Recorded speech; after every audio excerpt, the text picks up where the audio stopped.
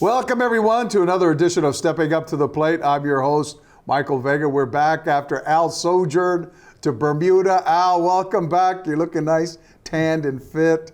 I'm glad that you and Judy had the chance to get out there. Any recommendations about Bermuda? Don't eat as much as I did and don't drink as much as I did. No, you know what? It's a beautiful island and it's close. It's only a 2-hour flight and it's clean. You can get around. It's only 21 miles long. So, unbelievable. Well, Al, it's on my bucket list. But Al, while you're away, Celtics made it through the first round of the playoffs, as we all thought they would. Defeating the Magic in 5. And then, of course, now they're in a tussle with the New York Knicks, having dropped Game 1 at the Garden. Al, interesting trend in the NBA in these playoffs. All the home teams have lost to the road teams. Yeah, well, the Celtics didn't lose, except for the fact that they gave it away. 60 3-pointers and missed 45 of them. So if this is the Celtics. Shoot that type of way, you're going to lose. You live and die by the sword, Al. Right. You know. Nice. But and you know what? They might take 61 tonight, and if they make 30 of them, we'll be singing their praises. They're a good 3-shooting team. They but just all weren't. I'm saying is they didn't that night. When you don't, you're going to lose because. And you know what? The same thing happened. The same thing happened in Minnesota Timberwolves at home. Anthony Edwards, their transcendent star. Had a terrible shooting night and didn't get going until the fourth quarter, but it was too late for them to overcome, a 20-point deficit against now a vulnerable Warriors team that is got an injured Steph Curry. So they look vulnerable. The hamstring. And the other team that looks really vulnerable right now is the Cleveland Cavaliers. Well, they should have. I watched that game. That last shot, I mean, they were up by 2. By 2. He hits a 3-pointer. Should they have fouled him before he took the shot? I don't know if I would have fouled him because he would have been beyond the 3-point line anyway. No. Before he ran out. Oh, yeah. Well, I probably would have. If they had a foul to give, maybe that might have been the smart thing to do because you kill clock and then you force them to inbounds it again. To me, they look like a better team. I mean, I'm not. Well, the Cavaliers, though, Al, were hamstrung because they were shorthanded. They were missing 3 of their starters. Evan Mobley was a big one that they lost. Darius Garland was also out.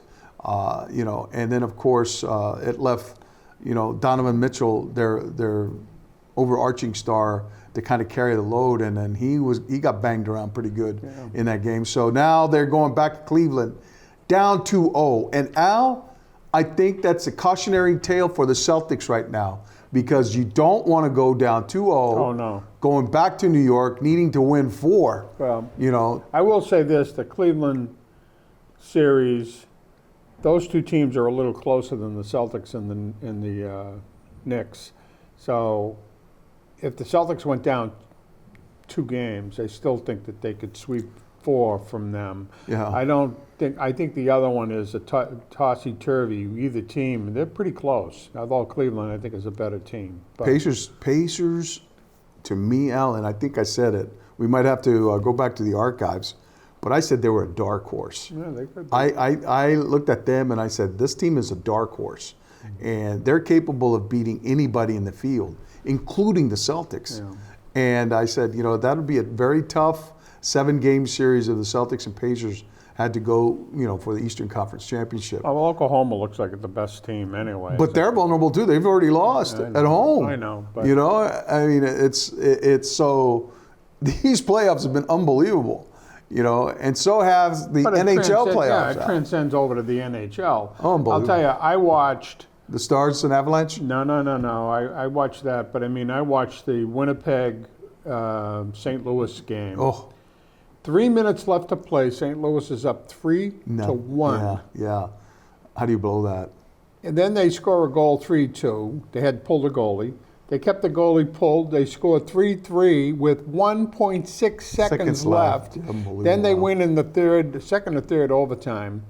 And why don't we get a coach like Montgomery? He did the same thing with the Bruins when they lost to the Panthers. Al, it would have been a delicious irony if he had gotten through that series, and then it would have been the Knights versus the Blues. Well, yeah, two big.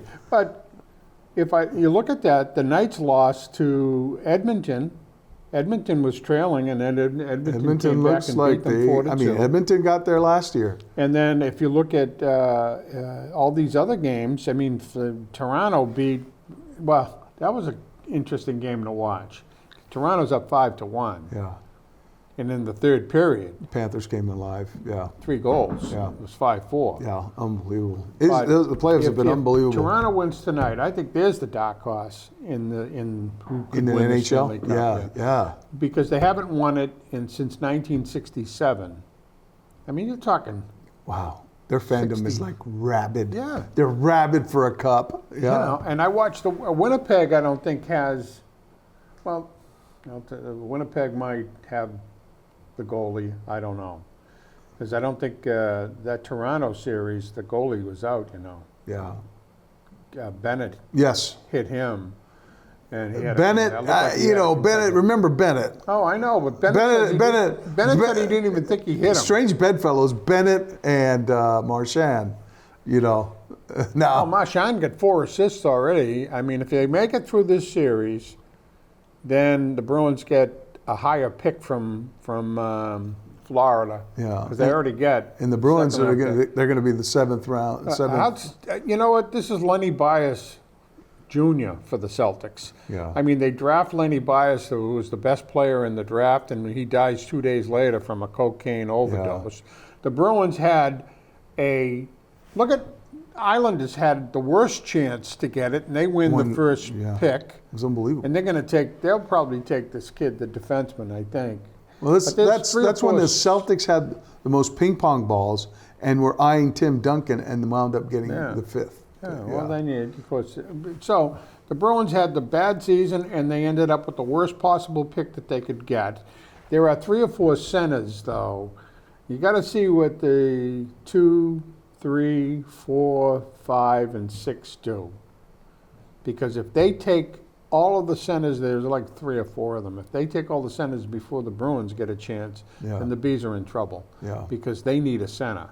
Then they need a center who's ready to play in a year or 2 at the most. Where do you find that guy? There's a kid out there that's 6'5", who I forget his name. He's a pretty good player. I looked at all of them. Do you go to Europe though? No. I mean, at this point, what they'd have to do is they'd have to package something and make a trade. Okay. Because if they they package the 7th pick? Well, here's what they might do. See if they could, to get here to 3, find out who's the 3rd pick, and say, if they need a goaltender, you want to give them Korpisalo and somebody else. Right. You'd have to probably go Korpisalo and Zaka, or 2 good players. Yeah. And then take the 3rd pick and get your future center, okay?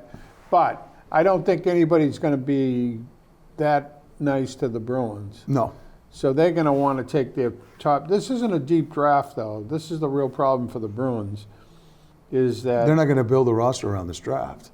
No, well, they they're just going to find. They're going to find a serviceable piece. Maybe. See, Poitras to me is not a. He's a good center, but he's not. He's a 3rd-line center. And then this kid that they got from Toronto, he could be their second. Minter, line center. He could be their second Milton, line center. Fraser Minton. But if they get a big kid, a good, sturdy center, who plays both ways, and if Elias Lindholm comes back, they'll be okay at center. But I watched Toronto. I mean, Brandon Carlo's playing very well. So did Charlie Coyle, but they're out. Yeah. Now, when they asked Sweeney about, I thought they would hire Sullivan. I thought they were slow in talking to him. I think they had, excuse me, I think they were looking at the coach from Denver, Carl. Yeah, you know what though? But he had no pro experience. I think they're making too much about, if they don't get somebody who has, like Sullivan, who had Stanley Cup pedigree, okay?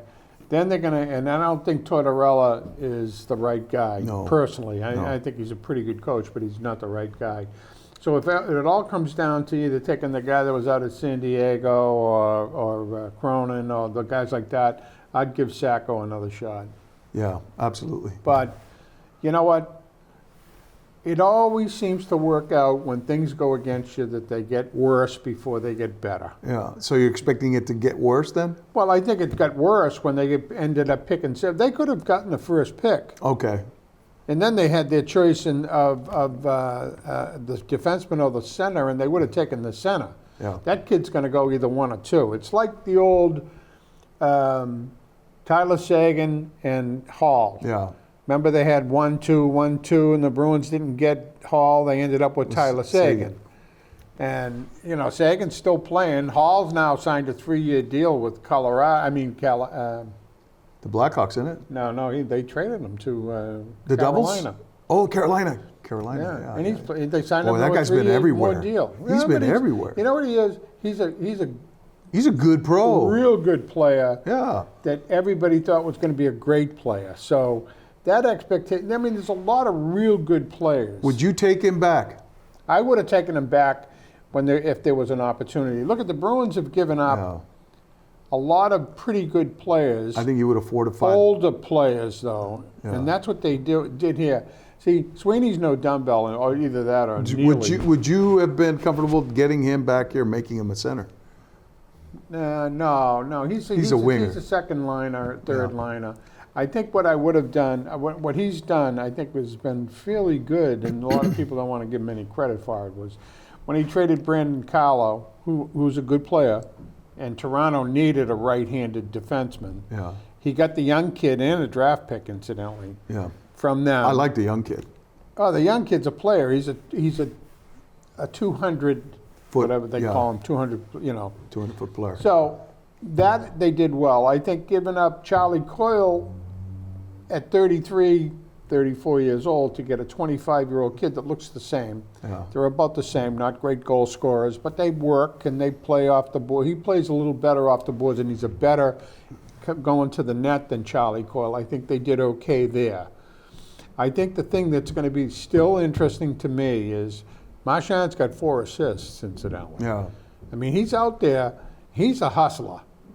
And I know if things don't go that well and Florida loses, I don't think they're going to want to sign him, to be honest with you. So you think there's a chance he'll come back? He's a free agent. And then why go through all of that rigmarole with him if you're just going to turn around and sign him as a free agent? Well, because the Bruins... They can get him for cheaper? The Bruins make out very well on that if they get him back, because then they get the player back plus the draft picks. Yeah. So they make out if that happens. But it's all dependent on whether or not he wants to come back. I don't think and he ever they put wanted the C to. back on him. Bergeron said, "I can't believe I'm watching him in another uniform." Yeah. And the Bruins, regardless of what people want to think, the original 6, everybody wants to at some point play for the original 6. Yeah. You don't want to play for the Florida Panthers. I mean, half the people play out in California. Half the people are, worried about it. Did they get the right tan? Instead of the hockey game. Al, let me ask you this. While you were on your beautiful Bermuda vacation, did you spend any time kvetching or lamenting the injury to season-ending injury to Tristan Cassis? I did. I feel bad for the kid because I did too. He's hitting 180. He was starting to make some contact. He's starting to make some contact, but I mean, at some point, what would have happened with Tristan if he didn't come out of it would have been they would have sent him back down, in my opinion. For a while, let him get his stroke, and it wouldn't have been a permanent thing. Yeah. So I don't like to see anybody get hurt. But this is the type of knee injury where there could be lingering after effects because of the fact that it's a lengthy recovery. Yeah. And then he's going to go probably through a real painstaking process to get back into game shape. Mm-hmm. And then at first base, you have to be limber. You have to be able to stretch. And you don't know what kind of scar tissue is going to build up over the years, over the months, And so now it's interesting to me, Al, how that one injury really kind of sent this team into a spiral, because now it's like they're facing a conundrum. They don't have the depth at first base. They don't have people in the minors. They brought up a guy. There was some talk about them going to, out to the waiver wires or the free agent market, I don't think looking at, guys, a guy like Rizzo, Anthony Rizzo, they're talking about. 2 years ago, he hit 22, 23, 25 home runs. He's a great glove. You know what? Where's Mitch Moreland? Yeah. Is he on speed dial? He's better. He's speed dial? Rizzo's a better ball. How about Kyle Schwarber? Can you pry him away from the Phillies? No. That's the thing. At that point, they needed, and the one person that they probably could tap on the shoulder is the one guy who will not do it, and that's Devers. Yeah, Devers couldn't play. I don't think Devers, first of all, to go from first to third, they always go, that's not that difficult a thing. But for Devers, it is. Let me tell you, I played both positions back in the day. Well, I did too. Two different animals. Two different animals. They're two different animals. We've got to be a little more agile around the bag. Yes. At first. You got to anticipate things. Yeah, at third. You really got to really anticipate things. Runners on base, you got to make sure you hold them on. See, what Bregman gives the Red Sox that Devers never could was a ball that was hit weakly off the bat. He comes in charging with his hand, and throws it strike. He's low to the ground. So he's a better third baseman. They don't. I think, and I know Story has done some good and some. I would say he's overpaid, and I think they could get rid of him and bring Marcelo Meyer up. And there's talk about maybe moving Campbell over to first, and then making Story the second baseman, or bringing Mayer to play second. What's his name? Making Mayer the second baseman. Well, I saw what's his name, the president. What's his name? Craig Breslow. Breslow last night during the rain delay, and they asked him about Meyer and Anthony. Would they think about what he said? No, we want them to play their positions that they play, not to change and try to become a first baseman. He said it's not. Well, DH wasn't the position that Devers was expecting to play. Yeah, DH is a little different though, because the only thing for Devers, it's this. Yeah. He wanted to play. He stunk at third base, but he wanted to play third. So he's a DH, and Ortiz probably is the guy that went to him and said, "You're not that good of a third baseman." So you be looking, and I was a Hall of Famer as a DH. Yeah. And you can be too. Focus on your craft. And he's been hitting. Yeah, he has been. So he's been hitting. He's warmed up. He's seen the ball better. He's making contact. He's drawing walks. He's drawing walks. Yeah, he did even when he wasn't making contact. But I don't think he's chasing as much. He's taking a couple of bad strikeouts. I don't think he was in great shape to begin with, though, and I don't think he's in great shape now. But what he is doing though, is he's going with the pitches, so he can go to left field, he can go to left center, he can go to right. He's not pulling the ball as much as he was. So that's okay. Well, I don't have a problem with that. Yeah. I saw that kid the other day hit that 458-foot home run. Who's that? Abreu? No, not a Red Sox player. I watched it, and everybody went, it was in the upper decks. Yeah. I think another interesting story. Was that in Toronto? Correa? Oh, Carlos Correa? I think so. Okay, for the Twins. 458 foot. Oof. You know, the thing that's interesting that's going to take over the press, incidentally, is Aaron Judge, because he's hitting 430 or 420 or something like that. Hitting that high in May is okay. Yeah. Everybody goes, oh, wow. Hitting that in August. Phenomenal. Is a different story. You got a shot at hitting over 400. It's a triple crown. Yeah. What's interesting for him, though, is that his average was never been that. Not a bad hitter. I mean, he's a 300 hitter. Come on now. But not a 400. We're talking Aaron Judge here, And the other thing I wanted to broach the subject with you was, if you had the opportunity to, we're kind of catching up to this here now, is the draft, the NFL draft, the Patriots. Al, what kind of grade did you give them? What kind of grade did you give them? I gave him a B+. I give him an A. I give him an A, but I give him a B+. The only thing is, you hear all the stupid stuff about, Tyrannosaurus Rex Campbell and all that stuff. Love the guy. I love the guy. Huge. He's huge. And he seems like a decent guy, and he wants to be here. You know what? I think everyone fell in love with him, especially Drake May. Yeah. Went on the draft night. He's very emotional. It was asked, what do they get? He says, I'm going to fight and die for my quarterback. Yeah. And you know what? Drake May's probably going, yeah, I'm all for that. You know? Yeah. Well, I mean, he wins on something like that. Oh, yeah. I think, but he's a stand-up guy, a rock-solid piece that you can add to that. You want to talk about line. one person changing the philosophy of the Patriots? It was Vrabel. Without a doubt. Because, they hired a guy who never was a coach last year. The poor guy fell into it. I mean, the team stunk before. They stunk with him. He didn't have the He brought in a lot of guys out. A lot of guys that are like, and then, I thought they were going to make a move maybe to get Travis Hunter. But the Jacksonville Jaguars were the ones who were bold enough to move up to Cleveland to get Travis Hunter. And Cleveland traded down, and I thought, okay, well, maybe Carter's going to be on the board for them. Yeah. If Carter were on the board, then I think the Patriots would have made the pick, and then they would have gotten Will Campbell with that second rounder if he was still around. Because there were very few tackles that were taken. Even if he was gone, you still had the kid from Missouri, Mimbo. You still had Kelvin Banks from Texas. Any one of those guys, I think. I think for the Patriots, it would have been, do I want to roll the dice that he'd be there? Because they wanted him. They wanted him.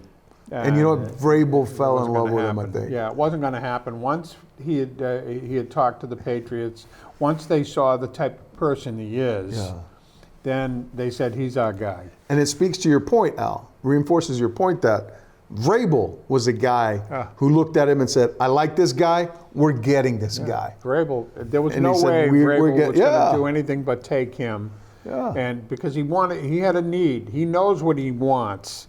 And, it's not years ago when people would say, we're going to take the best athlete available. And then I thought their next pick was smart. Yeah. It was smart because this is the type of guy that I thought they should have gotten with the first pick, but they wound up getting him with the second pick. Trayvon Henderson from Ohio State. Yeah. Speedy back with the ability to catch the ball, with the ability to hit a home run, with the ability to run between the tackles. He's made the Patriots a 9-8, 10-7. I think they could be a 10-win team. Yeah, 10-7. Definite. You got McDaniels. Definite playoff. You've got good infrastructure around these guys now. Yeah. In terms of their coaching staff. Yep. They've got a professional coaching staff. Yeah. And then not only that, Al, then I thought, okay, what are you going to do about your wide receiving room? You need, and I was thinking, out of the box, go get that tight end from Miami, because that guy you can walk him out to the Y and have a mismatch. Yeah. Because he's a big kid, And then they wound up drafting the kid out of Washington State, Kyle Williams, who I thought, oh my God, that's a great pick. So they were doing their homework down the line. They made some great choices. They picked up some people that, otherwise might not have, probably would have fallen through the cracks, but there's talent there, Al. What he's done is make the preseason interesting for the Patriots. Yeah. I mean, when they open camp, everybody's going to be interested to see how these guys fit in, what they do. Years ago, a couple of years ago, nobody cared. They go, this guy's going to make it, not going to make it. They're going to actually be watching each one of the draft picks. They're going to be watching May. I'm going to tell you right now, watch out for this team, because I thought they got exponentially better with all the upheaval they had. And that's the Seahawks. The Seahawks, they go out and they get Sam Darnold. They pick up Cooper Kupp. They had a great draft. Yeah. They got the tight end that I'm telling you about, and they went and got the unbelievable safety, Nick Umanora, who is going to be, probably resurrecting the Legion of Boom back there. He's a big 6'4" safety who can run with the best of them. So unbelievable. You're going to have that guy patrolling the back end of your defense. I think receivers are going to think twice about going across the middle. And so I think their team, keep your eye out on them. But incidentally, when is the NHL draft? Do you know? Is it after the playoffs? I believe it's going to be in a couple weeks. Yeah. So it'll be before the playoffs are over. I think so. Now, Sweeney said yesterday that he was going to wait. Somebody asked him, is there a coach under consideration that's still playing? And he said, yes. Oh. So who could that be? I think it could be Florida coach. Oh, wow. I like him. Paul Maurice. Tampa. Well, Tampa. John Cooper? Oh, because Cooper kind of said, we had it, now the Panthers got it. Meaning in Florida, we were the team, Tampa, but now they are the team. So that might indicate to him or to his bosses, I'm not sure that that's the right thing he should have said. Now, if he's available, I like him. I like both. Very much so. I like both coaches in Florida. Yes, I do. If you think about it, the Montgomery, it could be, what's his name? Could be Cassidy. Oh, wow. Oh, my God. He loves it here. I mean. But you know what? But who are the guys that didn't like him? They're gone. They're all gone. Yeah, so think about it, though. I mean, Winnipeg coach isn't going anywhere. I mean, they're up and coming. The Ottawa coach isn't going, they're up and coming. The Toronto coach isn't going anywhere. The Capitals coach. The Capitals coach, yeah, but Young the Capitals, guy. I'll tell you one thing. The Capitals weren't even considered a team to make the playoffs. They're playing really well. They lost yesterday, though. Yeah, yeah. You know what's interesting? What's They the lost. Winnipeg coach? The Vegas lost. I mean, Edmonton. Watch out for Edmonton. Yeah. I mean, anytime you got those two. I was watching the pregame on the Edmonton, and somebody said, "Let's be honest about it. You might be able to stop Draisaitl and Connor McDavid once."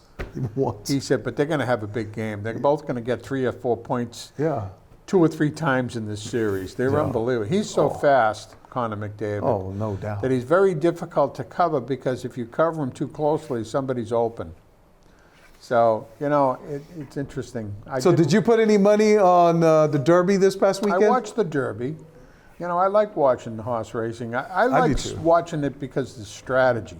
I love to see how somebody doesn't break, stays behind, and then at the top of the stretch, veers out and comes down either if he's on the rail. Empties the tank out there, yeah. And then the way they come, it's amazing how they can catch right at the nose. That was a close race. I always wonder why people at the quarter pole start making moves.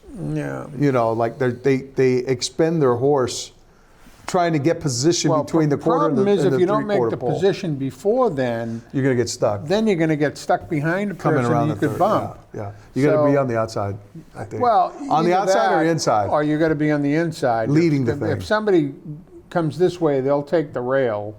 But, you know, some horses love to be in front. But didn't Sovereignty take the rail and was following the leader at that time and then went by him? It's like watching I watched the NASCAR? Boston Marathon. Oh, yeah. And you watch these people at about the 24-mile point where they stay behind for the wind. Sometimes they stay behind somebody. And then come down, barreling down Boylston. I'm telling you, the Nigerians or the Kenyans or Ethiopians. whatever. I mean, they have the endurance of a unbelievable. 26.2. I haven't driven my car 26.2 miles, let alone. All righty. Well, Al, that's going to do it for us this week. We thank you for spending your time here on Stepping Up to the Plate. Look forward to seeing you next time. Take care, everybody.